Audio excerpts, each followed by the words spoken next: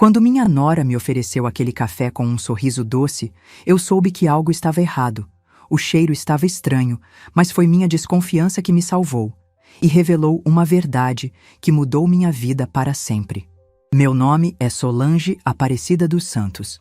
Tenho 73 anos e nunca imaginei que um dia precisaria contar essa história. Mas aqui estou, sentada na varanda do meu apartamento em Sorocaba, vendo o movimento da rua e sentindo que preciso dividir com vocês o que aconteceu comigo há alguns meses. Sempre fui uma mulher de fibra. Minha mãe me ensinou desde pequena que a gente não desiste das pessoas que ama, mesmo quando elas não merecem nosso amor. Carreguei essa lição comigo durante toda a vida, às vezes até demais. Aos 73 anos, depois de tudo que vivi, posso dizer que aprendi a diferença entre ser boa e ser boba. Era uma manhã de quinta-feira quando aconteceu. Eu estava na cozinha da casa do meu filho Marcelo, preparando o café da manhã para as crianças como fazia todos os dias há 3 anos. Isabela, minha neta de 16 anos, precisava sair cedo para o colégio e Pedro, de 13 anos, sempre demorava para acordar. Minha rotina era essa: acordar às 5h30, preparar tudo para a família e depois cuidar da casa enquanto Marcelo e Viviane trabalhavam. Viviane, minha nora, costumava acordar por volta das 8, sempre com aquele ar de quem estava fazendo um grande favor ao mundo por ter saído da cama. Naquele dia, ela desceu mais cedo que o normal, já arrumada, com uma saia social e uma blusa que eu nunca havia visto. Achei estranho, porque ela não tinha falado nada sobre compromissos especiais. Ela me cumprimentou com um sorriso que não chegava aos olhos. Sabe aquele tipo de sorriso que a pessoa força porque precisa parecer simpática? Era exatamente isso. Disse que ia preparar um café especial para mim, porque eu sempre cuidava tão bem da família. Aquelas palavras me soaram falsas, mas tentei não pensar demais. Enquanto ela mexia na cafeteira, eu terminava de arrumar a mesa do café da manhã. Senti que havia algo diferente no ar, uma tensão que não conseguia explicar. Viviane estava mais falante que o normal, comentando sobre o tempo, sobre os vizinhos, sobre qualquer coisa que viesse à cabeça. Mas eu a conhecia há 6 anos, desde que ela começou a namorar Marcelo, e sabia que ela só ficava tagarela quando estava nervosa. Quando ela me entregou a xícara de café, nossos olhos se encontraram por um segundo. Havia algo ali que me gelou o sangue. Não era carinho, não era gratidão, era algo frio, calculista. Ela disse que havia feito com carinho especial, que eu merecia ser tratada como uma rainha. Essas palavras vindas de uma mulher que mal me dirigia a palavra, normalmente soaram como um alarme na minha cabeça. O cheiro do café estava estranho. Não era apenas o aroma normal do café que eu conhecia. Havia algo doce demais, quase enjoativo, misturado com um odor que não conseguia identificar. Fingi que ia beber. Levei a xícara até os lábios, mas alguma coisa dentro de mim gritou para não fazer isso. Foi nesse momento que Dona Amélia, a mãe de Viviane, chegou na cozinha. Ela havia dormido na nossa casa porque estava visitando a filha há alguns dias. Dona Amélia sempre foi uma mulher difícil, daquelas que acham que sabem tudo e tratam os outros com superioridade. Ela olhou para minha xícara e comentou que também queria um café. Numa fração de segundo, tomei uma decisão que mudaria tudo. Quando Viviane se virou para pegar outra xícara para a mãe, rapidamente empurrei minha xícara para o lado da pia, próxima de onde Dona Amélia estava. Não sei o que me deu aquela intuição, mas senti que precisava fazer isso. Quando Viviane voltou com a xícara da mãe, Dona Amélia já havia pegado a minha xícara, achando que era para ela. Viviane serviu café normal na xícara que trouxe para a mãe, mas Dona Amélia já estava bebendo da minha xícara original. Viviane me olhou com expectativa, esperando que eu bebesse da xícara nova que ela havia trazido. Fingi que estava bebendo, fazendo pequenos goles falsos, enquanto observava cada movimento dela. Seus olhos estavam fixos em mim, esperando alguma reação. Dona Amélia, sem suspeitar de nada, tomou o café inteiro de uma vez, elogiando o sabor especial. Cerca de 20 minutos depois, enquanto eu fingia ler uma revista na sala, escutei um barulho estranho vindo da cozinha. Eram gemidos, como se alguém estivesse com dor. Levantei rapidamente e vi Dona Amélia dobrada sobre a mesa, com o rosto pálido e suando frio. Ela estava vomitando violentamente e suas mãos tremiam descontroladamente. O desespero de Viviane foi imediato. Ela correu para a mãe, gritando que ia chamar uma ambulância, que devia ser algo que ela havia comido. Mas enquanto ela gritava e se desesperava, nossos olhos se encontraram por um segundo. Naquele momento, vi o pânico puro no rosto dela. Não era o pânico de uma filha preocupada. Era o pânico de alguém que havia sido descoberta. Dona Amélia foi levada para o hospital. Os médicos disseram que ela havia ingerido algo que causou uma intoxicação severa, mas que se recuperaria completamente. Viviane inventou uma história sobre comida estragada, sobre a mãe ter problemas de estômago. Mas eu sabia a verdade. Eu sabia que aquele café estava destinado a mim. Durante toda a confusão, fiquei em silêncio. Não acusei, não gritei, não fiz drama. Apenas observei. Observei como Viviane tentava parecer preocupada, como inventava desculpas, como seus olhos evitavam os meus. Observei e entendi que minha vida havia estado em perigo, e que a pessoa que deveria me proteger como família era exatamente quem queria me fazer mal. Naquela noite, deitada no meu quarto, com a casa finalmente silenciosa, uma certeza tomou conta de mim. Não podia mais fingir que não havia acontecido nada.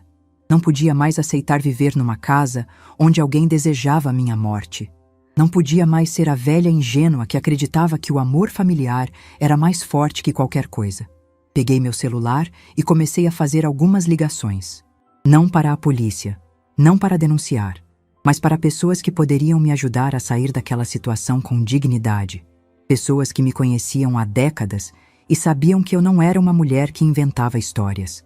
Às 3 da manhã, eu havia traçado um plano.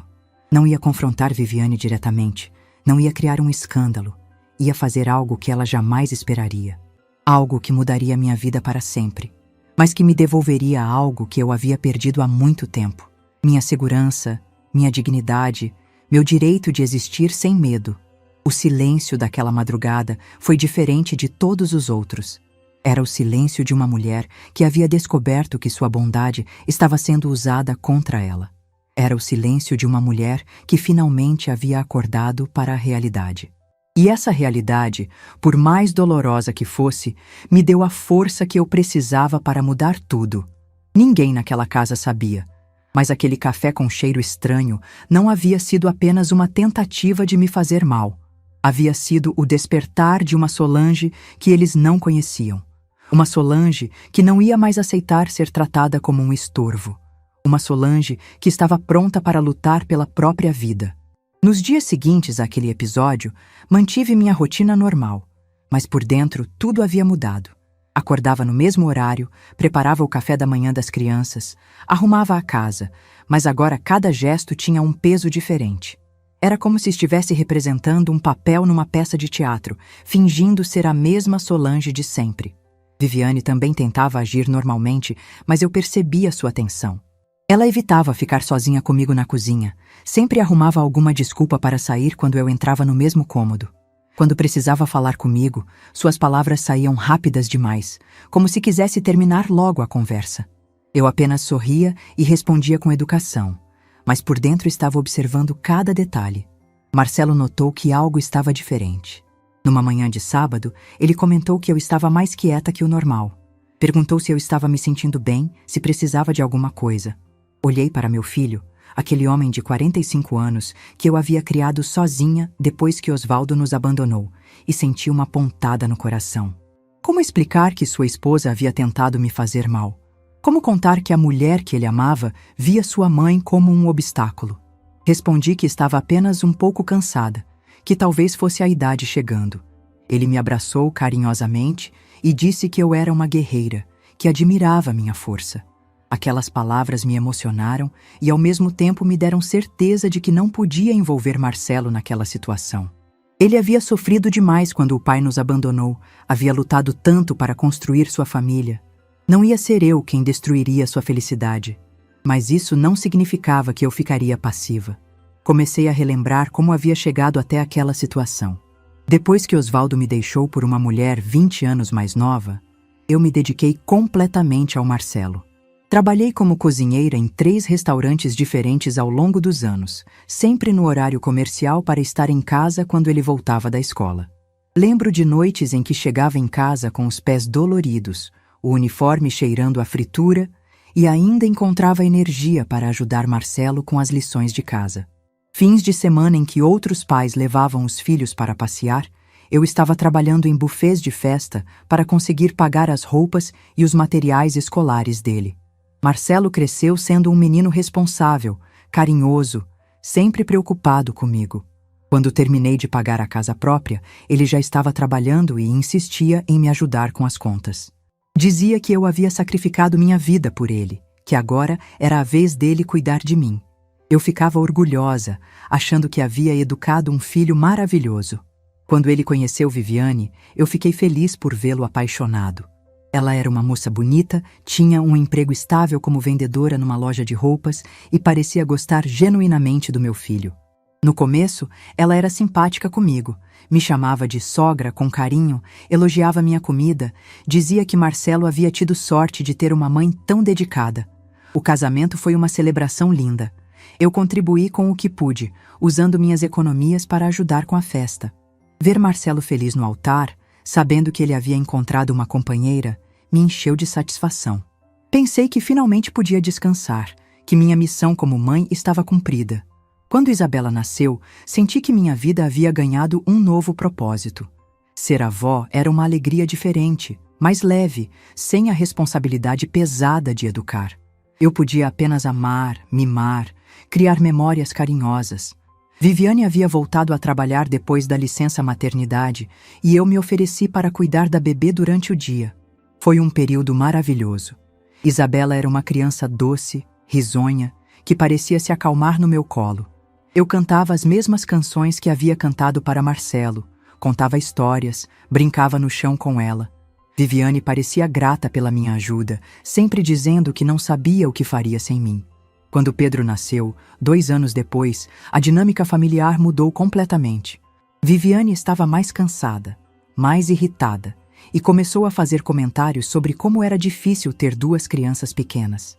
Sugeri que eu poderia me mudar para a casa deles por uns tempos, para ajudar mais de perto. A mudança parecia a solução perfeita. Eles tinham uma casa grande, com quarto de hóspedes, e eu poderia ajudar com as crianças enquanto economizava dinheiro, mantendo minha casa alugada. Marcelo adorou a ideia. Disse que seria maravilhoso ter a família reunida. Viviane também concordou, mas percebi uma hesitação no seu olhar.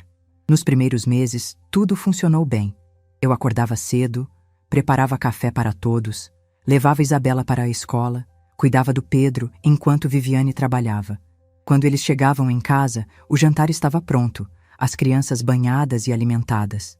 Eu me sentia útil, necessária, parte de uma família completa, mas gradualmente comecei a perceber mudanças sutis no comportamento de Viviane.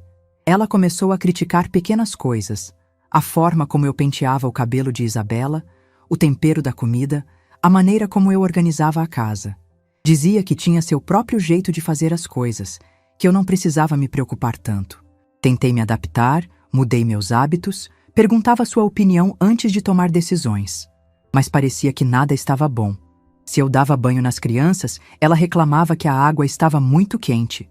Se eu não dava, ela dizia que eu estava sendo negligente. Se eu cozinhava, ela torcia o nariz. Se eu não cozinhava, ela suspirava como se estivesse sobrecarregada. Marcelo parecia não perceber essas tensões. Ele chegava cansado do trabalho, brincava com as crianças, jantava e assistia televisão. Quando eu tentava conversar com ele sobre pequenos conflitos, ele sempre dizia que eram coisas de mulher, que nós devíamos resolver sozinhas. Eu entendia que ele não queria se meter entre a mãe e a esposa, mas me sentia cada vez mais isolada. Foi quando as amigas de Viviane começaram a frequentar mais a casa que senti a situação se deteriorar. Elas chegavam para almoçar, para tomar café, para conversar na sala. Eu me retirava para o quarto para não incomodar, mas escutava risadas, conversas animadas, o som de pessoas se divertindo. Numa dessas tardes, enquanto arrumava a roupa das crianças, escutei uma conversa que me marcou profundamente. Uma das amigas de Viviane comentou que ela tinha sorte de ter uma sogra que cuidava de tudo, que parecia uma empregada doméstica gratuita. Viviane riu e disse que às vezes se sentia assim mesmo, que eu fazia questão de assumir todas as responsabilidades. Outra amiga brincou dizendo que Viviane tinha uma vida de rainha, que não precisava se preocupar com nada doméstico.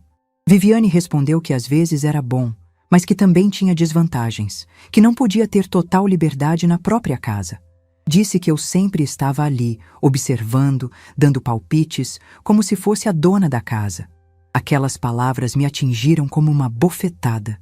Eu que pensava estar ajudando, estava sendo vista como uma intrusa.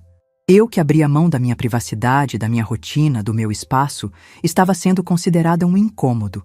Naquele momento, entendi que minha presença não era bem-vinda, mas eu ainda não sabia o quanto. Comecei a me diminuir ainda mais. Saía para caminhar na praça durante as visitas das amigas dela. Me trancava no quarto quando havia reuniões familiares. Falava menos durante as refeições. Achei que assim as coisas melhorariam, que Viviane se sentiria mais à vontade na própria casa. Mas a situação só piorou.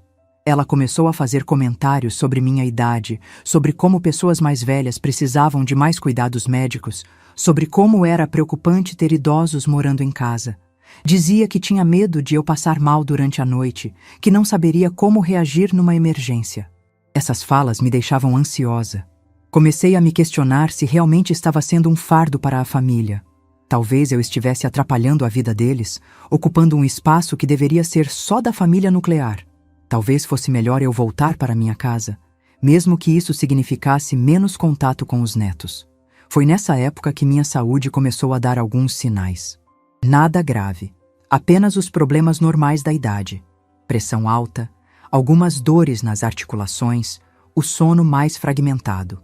Mas Viviane fazia questão de comentar cada sintoma, cada consulta médica, cada remédio que eu tomava. Ela dizia para Marcelo que estava preocupada comigo, que talvez eu precisasse de cuidados mais especializados. Sugeria que eu deveria procurar um geriatra, que talvez fosse interessante conhecer algumas casas de repouso da região, só para ter uma ideia das opções disponíveis. Marcelo sempre respondia que eu estava bem, que não precisava me preocupar com essas coisas ainda. Mas percebi que as palavras de Viviane estavam plantando sementes de preocupação na cabeça dele. Ele começou a me perguntar mais sobre minha saúde, a insistir para eu fazer exames de rotina, a observar meus movimentos com mais atenção. Dona Conceição, minha vizinha há mais de 15 anos, começou a notar que eu estava diferente. Quando nos encontrávamos no mercado ou na praça, ela comentava que eu parecia mais magra, mais cansada. Perguntava se estava tudo bem na casa do Marcelo, se eu estava feliz morando lá. Eu sempre respondia que estava tudo ótimo, que adorava conviver com os netos, que me sentia útil ajudando a família. Mas Dona Conceição me conhecia bem demais para acreditar completamente. Ela dizia que eu tinha um brilho no olhar que havia se apagado, que minha alegria parecia forçada. Numa tarde em que nos encontramos no banco, ela foi mais direta. Disse que família que realmente ama não deixa a pessoa se sentir um peso. Que se eu estava sempre preocupada em não incomodar, talvez fosse porque alguém estava me fazendo sentir que eu incomodava. Suas palavras me tocaram fundo, mas ainda não estava pronta para admitir que havia algo errado. Continuei fingindo que estava tudo bem, que era apenas uma fase de adaptação. Mas no fundo, sabia que Dona Conceição estava certa. Eu havia perdido minha espontaneidade, minha tranquilidade, minha sensação de pertencer a algum lugar. Estava vivendo na ponta dos pés, tentando ser invisível na minha própria vida. E foi assim que cheguei àquela manhã de quinta-feira, quando Viviane me ofereceu o café com cheiro estranho. Eu já estava fragilizada, já me sentia um estorvo, já duvidava do meu próprio valor. Talvez por isso minha intuição tenha funcionado tão bem. Quando você já está esperando ser rejeitada, fica mais fácil perceber quando alguém quer realmente se livrar de você. Percebi que Viviane havia mudado sua rotina. Ela estava saindo mais cedo para o trabalho e voltando mais tarde, sempre com desculpas sobre horas extras ou reuniões. Mas quando eu ligava para a loja onde ela trabalhava, as colegas diziam que ela havia saído cedo ou que nem havia aparecido. Uma tarde, quando estava estendendo roupa no quintal, escutei Viviane conversando ao telefone no quarto. Ela falava baixo, mas consegui captar algumas palavras soltas. Não deu certo. Ainda está aqui. Preciso de outro plano. Meu coração disparou. Aquela conversa não podia ser sobre trabalho ou sobre assuntos familiares normais. Comecei a observar também o comportamento dela com as crianças. Isabela e Pedro sempre foram carinhosos comigo, mas percebi que Viviane estava plantando sementes de distanciamento. Ela dizia para eles que eu estava ficando esquecida, que não deviam me incomodar quando eu estivesse descansando, que vovó precisava de mais silêncio porque pessoas da minha idade se cansavam facilmente. Isabela, que sempre gostou de conversar comigo sobre a escola, sobre os amigos, começou a se afastar. Quando eu tentava puxar assunto, ela respondia com monossílabos e logo arrumava uma desculpa para sair. Pedro, que adorava que eu contasse histórias na hora de dormir, começou a dizer que preferia que a mãe colocasse ele para dormir. Essas mudanças me doíam profundamente. Eu sentia que estava perdendo meus netos, que eles estavam sendo influenciados a me verem como uma pessoa problemática. Mas não podia culpá-los. Eles eram apenas crianças, absorvendo os sinais que recebiam dos adultos ao redor. Foi quando decidi procurar Dona Conceição. Não podia mais guardar aquela angústia sozinha. Numa tarde em que Viviane havia saído e as crianças estavam na escola, fui até a casa dela. Encontrei minha amiga regando as plantas no jardim, com aquele sorriso acolhedor que sempre me tranquilizava. Sentamos na varanda e, pela primeira vez em meses, abri meu coração completamente. Contei sobre os comentários constantes de Viviane, sobre como me sentia um estorvo na casa, sobre o episódio do café e sobre minhas suspeitas. Dona Conceição me escutou em silêncio, apenas balançando a cabeça com expressão preocupada. Quando terminei de falar, ela segurou minha mão e disse: Solange, você precisa sair dessa casa. Essa moça não quer apenas que você se afaste. Ela quer que você desapareça completamente. Suas palavras confirmaram meus piores medos, mas também me deram a coragem que eu precisava para encarar a realidade.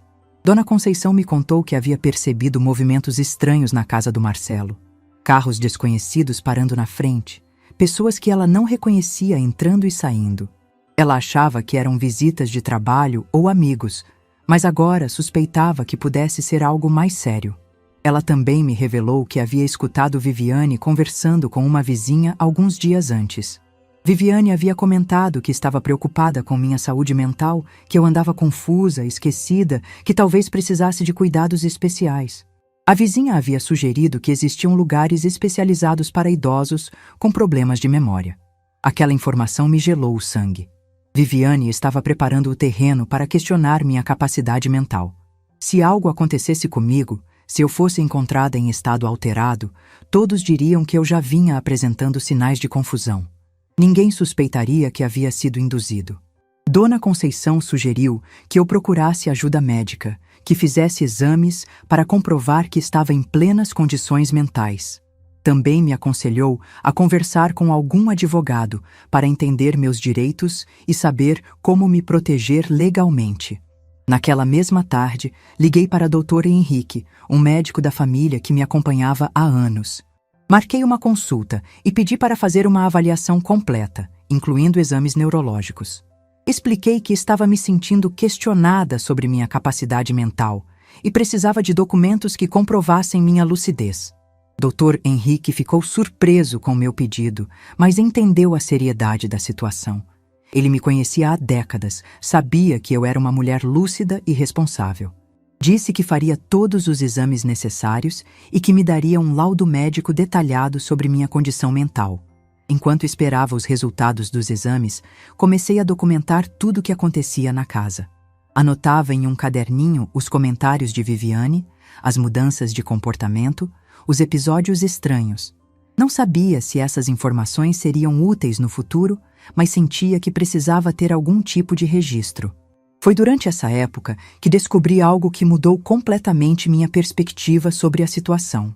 Numa manhã em que todos haviam saído, decidi organizar os papéis da casa, algo que sempre fazia para ajudar Marcelo.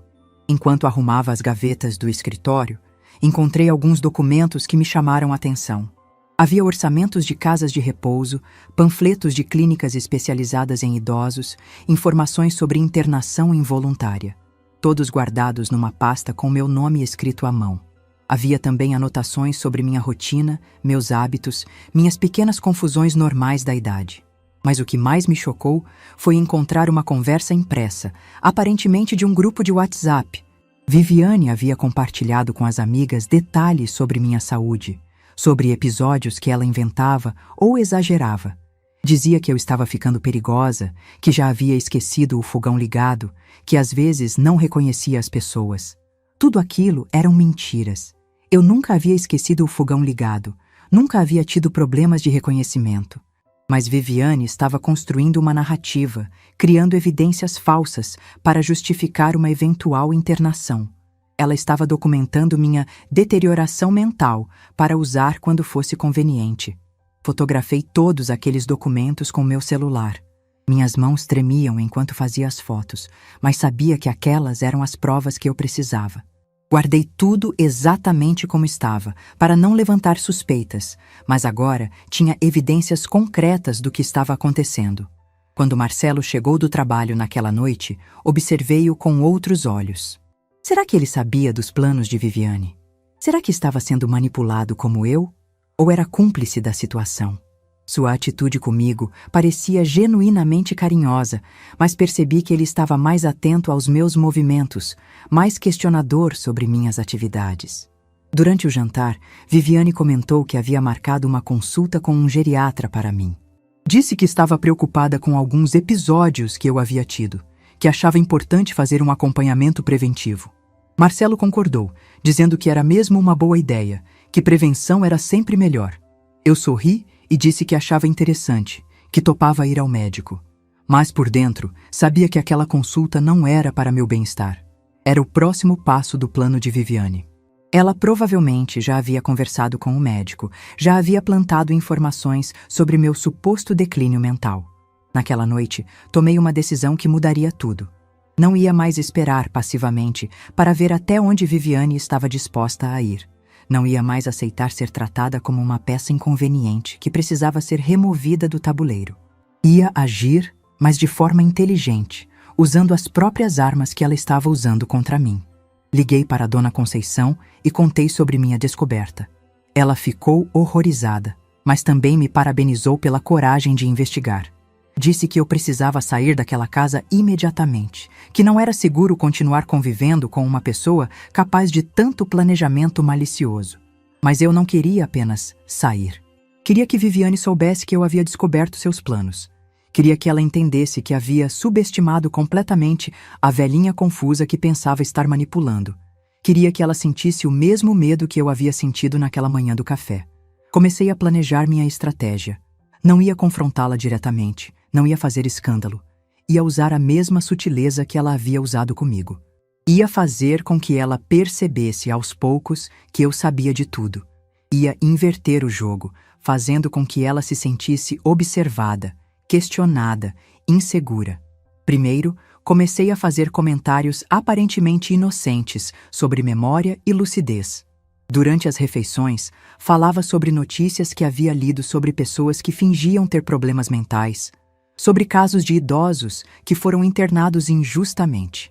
Percebi a Viviane ficando tensa, mas ela não podia dizer nada sem se entregar. Depois comecei a demonstrar que estava mais atenta aos detalhes. Comentava sobre pessoas que haviam visitado a casa, sobre conversas telefônicas que havia escutado, sobre documentos que havia visto. Nada direto, sempre de forma casual, mas o suficiente para que ela percebesse que eu estava observando. Viviane começou a ficar visivelmente nervosa.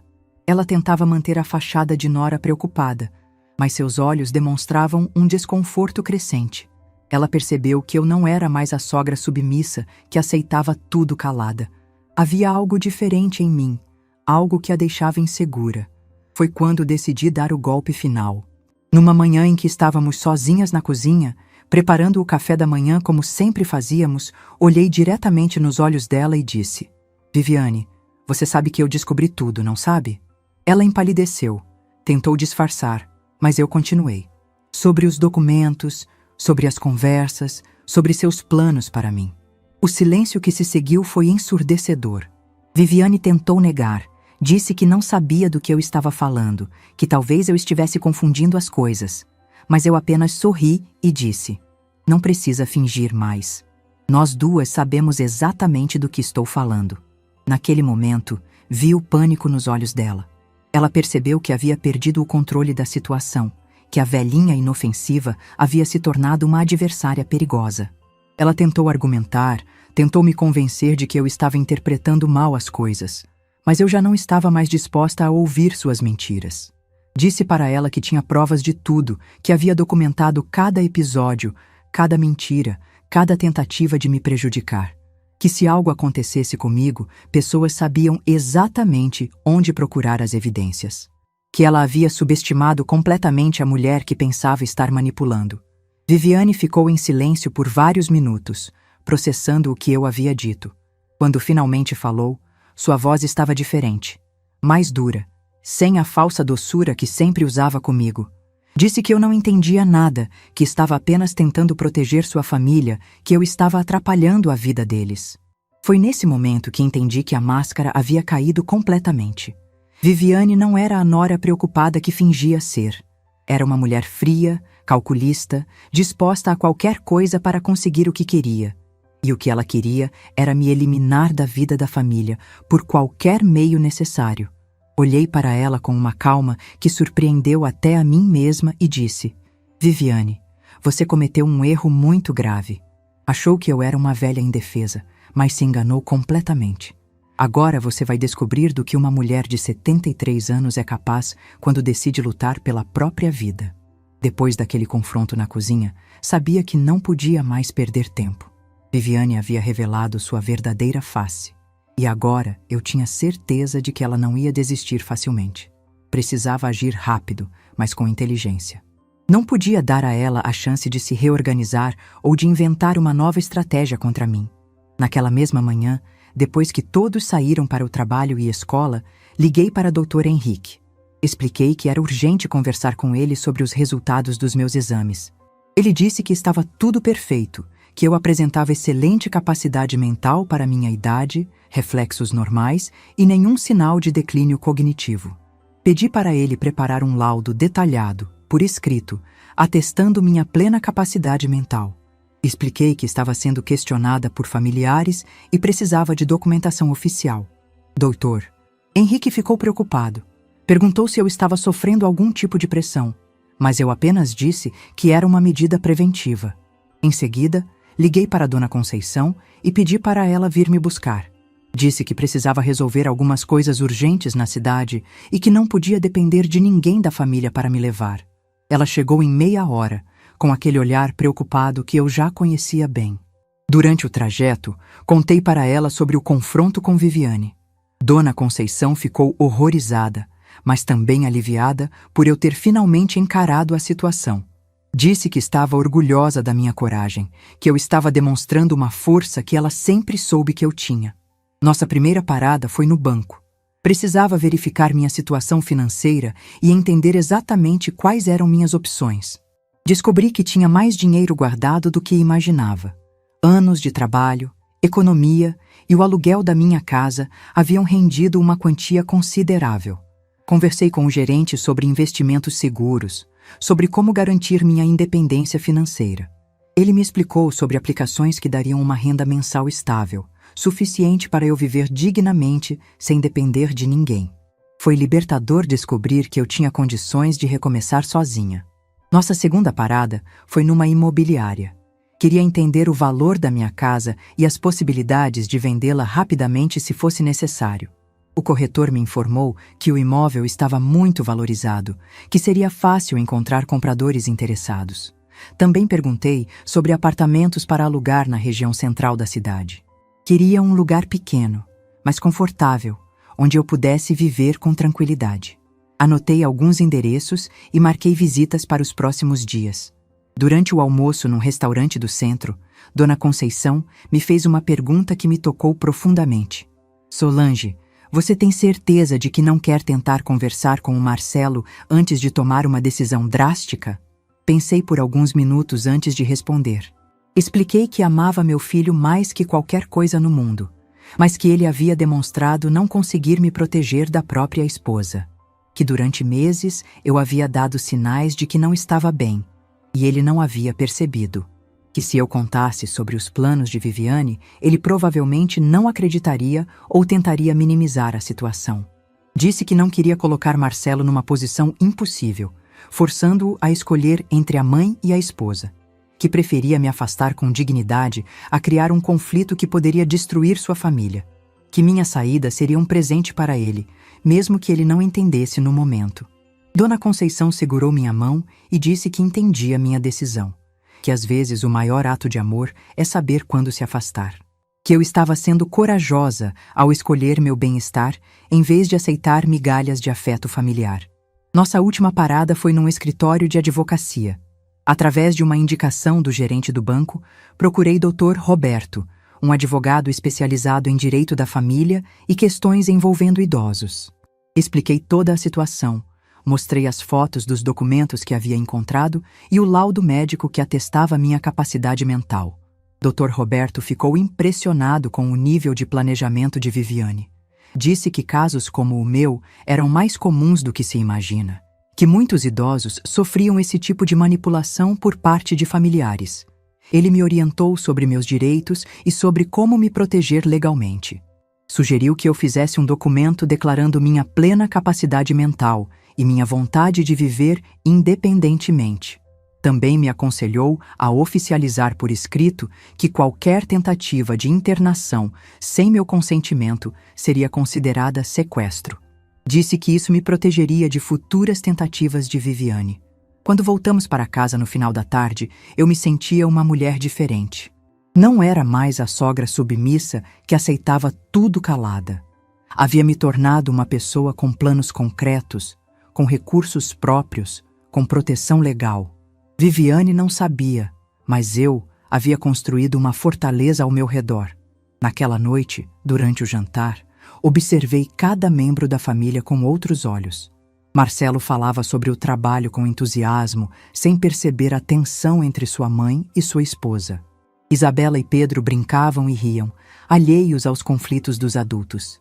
Viviane comia em silêncio, evitando o meu olhar. Depois do jantar, quando estava ajudando a arrumar a cozinha, Viviane se aproximou de mim. Falou baixo, para ninguém escutar, e disse que esperava que eu não fizesse nada precipitado, que seria melhor para todos se eu esquecesse nossa conversa da manhã e voltasse a agir normalmente. Olhei para ela com um sorriso sereno e disse: Viviane, você ainda não entendeu. Eu não vou mais fingir que está tudo bem. Não vou mais aceitar ser tratada como um problema a ser resolvido. Você criou essa situação, agora vai ter que conviver com as consequências. Ela tentou argumentar, disse que eu estava exagerando, que talvez pudéssemos encontrar uma solução que funcionasse para todos. Mas eu já não estava mais interessada em negociar. Disse que ela havia tido meses para me tratar com respeito e havia escolhido o caminho da manipulação e da crueldade. Nos dias seguintes, comecei a executar meu plano de saída. Visitei 3 apartamentos e escolhi um que me encantou. Era pequeno, mas tinha uma vista linda, ficava perto do centro da cidade e tinha um preço justo. Fechei o contrato de aluguel no mesmo dia. Comecei a separar discretamente minhas coisas pessoais. Não queria criar drama ou despertar suspeitas. Então, fui organizando tudo aos poucos. Separei documentos importantes, fotos de família, roupas essenciais e alguns objetos que tinham valor sentimental. Dona Conceição me ajudou a comprar móveis básicos para o apartamento. Nada muito elaborado, apenas o essencial. Uma cama, um guarda-roupa, uma mesa pequena, 2 cadeiras e alguns utensílios de cozinha. Queríamos que o lugar estivesse pronto para quando eu decidisse me mudar. Durante esse período, percebi que Viviane estava ficando cada vez mais nervosa. Ela tentava manter a fachada de normalidade, mas seus olhos demonstravam ansiedade. Às vezes a pegava me observando, como se estivesse tentando descobrir o que eu estava planejando.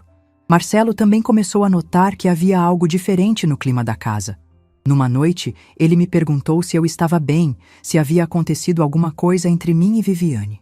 Respondi que estava tudo normal, que apenas estava refletindo sobre minha vida e meus planos para o futuro.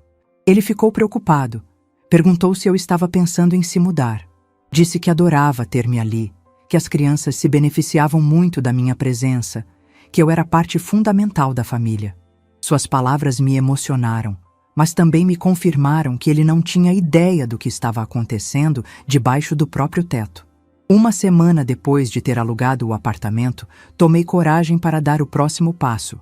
Era uma sexta-feira, e eu sabia que seria minha última noite dormindo naquela casa. Havia chegado o momento de me despedir, mesmo que ninguém ainda soubesse disso. Preparei um jantar especial, com os pratos preferidos de cada um. Queria que aquela última refeição em família fosse memorável, pelo menos para mim. Durante o jantar, observei cada rosto, cada gesto, tentando gravar tudo na memória.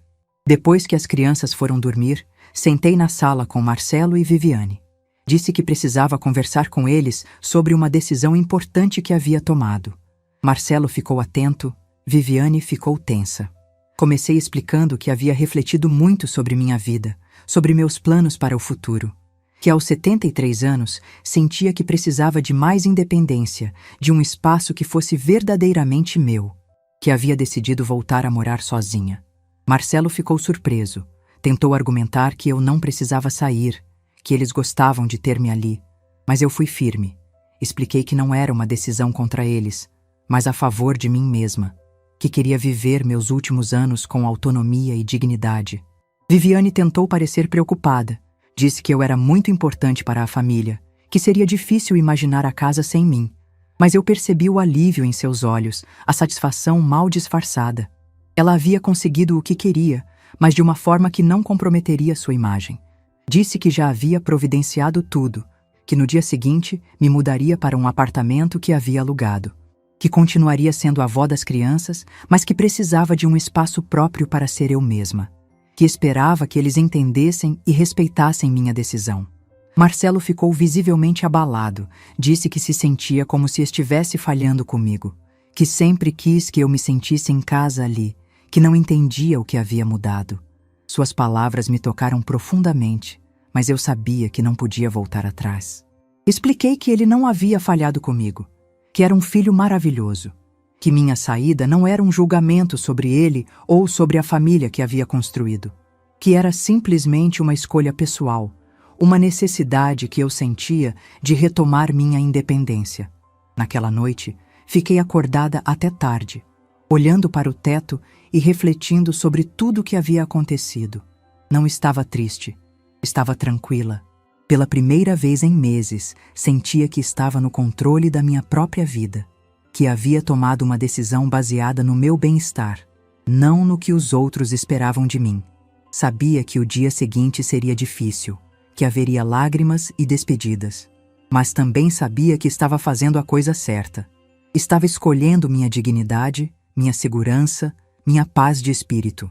Estava escolhendo viver os meus últimos anos nos meus próprios termos.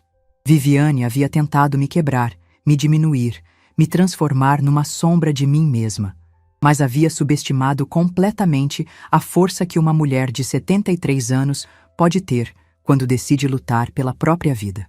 Eu estava pronta para mostrar ao mundo que nunca é tarde demais para recomeçar. A mudança aconteceu numa manhã de sábado ensolarada. Dona Conceição chegou cedo com seu genro, que tinha uma caminhonete para me ajudar a levar minhas coisas. Eu havia embalado tudo durante a semana, em caixas pequenas para não chamar atenção. Minhas décadas de vida cabiam em poucos volumes, mas cada objeto carregava memórias preciosas. Marcelo ajudou a carregar as caixas, com um silêncio pesado que me partia o coração.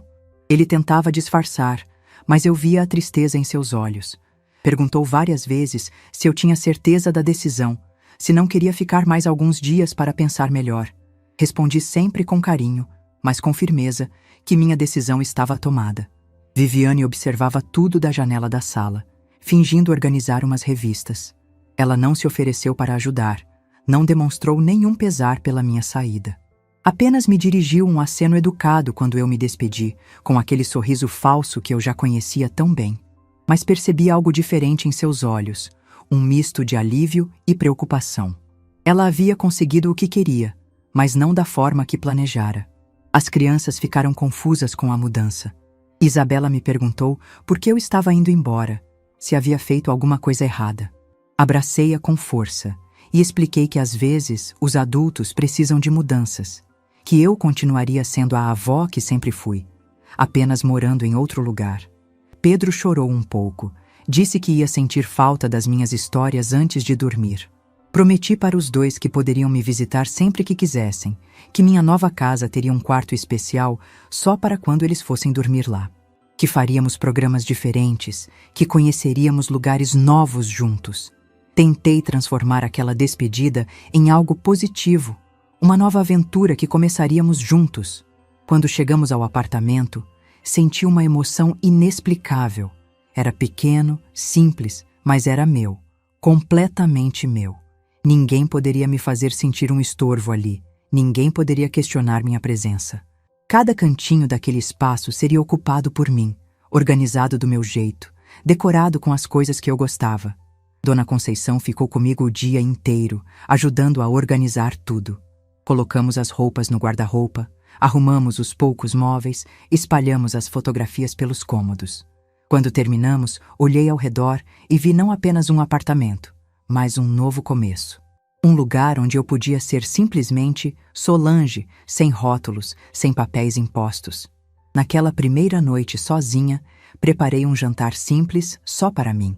Sentei à mesa pequena da cozinha, olhando pela janela para o movimento da rua e senti uma paz que não experimentava há anos. Não havia vozes me questionando, não havia olhares de desaprovação, não havia tensão no ar. Apenas o silêncio reconfortante de quem está em casa. Nos primeiros dias, estabeleci uma rotina nova. Acordava quando meu corpo pedia, tomava café da manhã sem pressa, lia o jornal inteiro. Saía para caminhar na praça do bairro, conversava com outros idosos, descobria pequenos comércios que não conhecia. Cada dia era uma pequena descoberta, uma oportunidade de ser espontânea. Marcelo me ligava todos os dias, perguntando se eu estava bem, se precisava de alguma coisa. Percebia a preocupação genuína em sua voz, mas também notava que ele estava gradualmente se acostumando com a nova situação. Ele vinha me visitar nos fins de semana. Às vezes trazia as crianças, e nossos encontros se tornaram mais qualidade do que quantidade. Foi durante uma dessas visitas que ele me fez uma pergunta que me pegou desprevenida. Disse que Viviane havia comentado que eu parecia diferente nos últimos tempos antes da mudança, que ela estava preocupada se eu estava passando por algum problema de saúde. Perguntou se havia algo que eu não havia contado para ele. Olhei para meu filho e senti uma vontade imensa de contar toda a verdade. Mas também sabia que isso poderia destruir seu casamento, confundir as crianças, criar um conflito que talvez não tivesse solução. Decidi protegê-lo, como havia feito a vida toda. Respondi que realmente havia passado por um período de reflexão, que havia questionado meu papel na família, minha utilidade, meu espaço. Que às vezes, pessoas da minha idade passam por crises existenciais, que eu precisava provar para mim mesma que ainda era capaz de viver independentemente. Que minha mudança havia sido preventiva, não curativa. Marcelo pareceu entender. Disse que admirava minha coragem de recomeçar aos 73 anos, que estava orgulhoso de ter uma mãe tão forte e determinada. Suas palavras me emocionaram, mas também me confirmaram que eu havia tomado a decisão certa, ao não envolvê-lo no conflito com Viviane. 3 meses depois da mudança, algo inesperado aconteceu. Dona Conceição veio me visitar com uma expressão preocupada. Disse que havia escutado comentários na vizinhança sobre problemas na casa do Marcelo, que os vizinhos haviam notado discussões frequentes, que as crianças pareciam mais agitadas, que Viviane estava saindo de casa em horários estranhos. Uma semana depois, Marcelo apareceu no meu apartamento num estado que eu não o via há anos. Estava abatido, com olheiras profundas, e me pediu para conversar. Disse que estava passando por dificuldades no casamento, que Viviane estava diferente desde que eu saí de casa. Contou que ela havia começado a sair mais, a chegar tarde, a dar desculpas vagas sobre onde estava. Que quando ele questionava, ela dizia que estava se sentindo presa, que precisava de mais liberdade, que havia descoberto que ela estava se encontrando com outros homens, que talvez tivesse alguém específico na vida dela. Meu coração se apertou vendo meu filho sofrer, mas uma parte de mim entendeu que a máscara de Viviane finalmente estava caindo completamente. Sem ter a mim como alvo de suas frustrações, sem ter a quem culpar por sua insatisfação, ela estava revelando quem realmente era. Marcelo me perguntou se eu havia notado alguma coisa estranha antes de sair de casa. Se havia algum sinal que ele não percebera, alguma pista que pudesse explicar o comportamento atual da esposa. Olhei para ele com carinho e disse que havia notado que Viviane parecia inquieta, mas que não imaginava que fosse algo tão sério. Nos meses seguintes, acompanhei de longe o desenrolar da crise no casamento do meu filho. Viviane havia se mudado para um apartamento no centro da cidade, deixando as crianças com Marcelo. Ela vinha buscá-las apenas nos fins de semana, quando convinha. Havia se tornado a mãe ausente que sempre criticava nos outros. Isabela e Pedro começaram a me visitar mais frequentemente. Marcelo trazia-os para passar tardes comigo, e eu percebia que eles estavam confusos com a separação dos pais. Tentava oferecer-lhes um porto seguro, um lugar onde podiam falar sobre seus sentimentos sem julgamentos. Foi através das crianças que soube que Viviane havia se envolvido com um homem casado, que havia conhecido através de grupos de mensagem. Que ela dizia para as amigas que finalmente estava vivendo sua vida, que havia perdido anos cuidando de uma família que não a valorizava. Que falava de mim como se eu tivesse sido um peso que finalmente tirou das costas. Essa informação me deu uma perspectiva completa do que havia acontecido. Viviane não tentara me eliminar por crueldade pura, mas porque me via como o último obstáculo para sua libertação. Ela achava que, sem mim ali, poderia convencer Marcelo a aceitar sua nova vida, suas ausências, seu desinteresse pela família. Mas a realidade havia se revelado diferente. Sem ter a mim como bode expiatório, sem poder culpar a sogra pelos problemas do casamento, ela precisou assumir a responsabilidade por suas próprias escolhas. E suas escolhas revelaram quem ela realmente era. 6 meses depois da minha mudança, Marcelo veio me visitar com uma proposta inesperada. Disse que queria se mudar para um apartamento maior, próximo ao meu, para que pudéssemos nos ver mais frequentemente. Que queria criar uma nova rotina familiar, onde eu tivesse meu espaço, mas estivesse presente na vida das crianças. Olhei para meu filho e vi um homem mais maduro, que havia aprendido lições difíceis sobre relacionamentos e família. Que havia entendido o valor de ter pessoas que realmente se importam por perto, que não queria repetir os erros que o levaram a quase perder a mãe. Hoje, 1 ano depois daquela manhã em que Viviane me ofereceu o café com cheiro estranho, posso dizer que encontrei uma paz que não sabia que existia. Vivo numa harmonia que construí com minhas próprias mãos, em decisões que tomei com base no meu bem-estar. Marcelo mora a 2 quadras de distância, e nossa relação se tornou mais verdadeira, mais respeitosa. Isabela e Pedro me visitam quase todos os dias depois da escola, e criamos uma nova dinâmica familiar baseada no amor genuíno, não na obrigação. Viviane desapareceu das nossas vidas. Ela liga para as crianças esporadicamente, sempre com desculpas para não vê-las. Tornou-se exatamente o que sempre criticou: uma mãe ausente, uma pessoa que prioriza seus próprios desejos acima da família. Às vezes me pergunto se fui muito dura, se deveria ter tentado salvar o casamento do meu filho. Mas então, lembro de como me sentia naquela casa, invisível, diminuída, com medo da própria nora. Lembro do café com cheiro estranho, dos documentos escondidos, dos planos sinistros que descobri. E entendo que não salvei apenas minha própria vida. Salvei Marcelo de uma relação tóxica, salvei as crianças de crescerem numa casa cheia de mentiras, salvei toda a família de uma pessoa que era capaz de qualquer coisa para conseguir o que queria. Hoje, quando olho pela janela do meu apartamento e vejo o sol nascer sobre a cidade, sinto uma gratidão imensa por ter encontrado forças para reagir. Por ter descoberto que aos 73 anos ainda posso fazer escolhas corajosas, ainda posso mudar o rumo da minha história. Meu silêncio naquela manhã, quando fingi beber o café e troquei as xícaras, foi o primeiro passo de uma jornada de autodescoberta. Descobri que bondade não é sinônimo de fraqueza, que gentileza não significa aceitar qualquer coisa, que amor próprio é a base de todos os outros amores.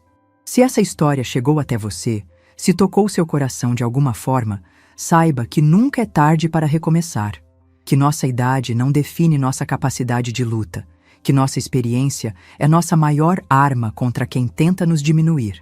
A vida me ensinou que o verdadeiro amor não precisa de sacrifícios extremos, não exige que nos anulemos, não nos obriga a aceitar migalhas. O verdadeiro amor nos enxerga, nos respeita, nos valoriza pelo que somos, não pelo que podemos oferecer. E foi exatamente esse amor que encontrei quando decidi me amar primeiro. Quando escolhi minha dignidade, minha segurança, minha paz de espírito. Quando entendi que cuidar de mim não era egoísmo, mas necessidade. Hoje sou uma mulher realizada, não porque tenho tudo o que sempre quis, mas porque tenho algo muito mais precioso: a certeza de que mereço respeito, a coragem de exigir dignidade e a sabedoria de saber quando é hora de recomeçar. Se essa história tocou seu coração, deixe seu like, se inscreva no canal e comente aqui embaixo. No meu lugar, o que você faria? Sua mensagem pode iluminar o dia de alguém.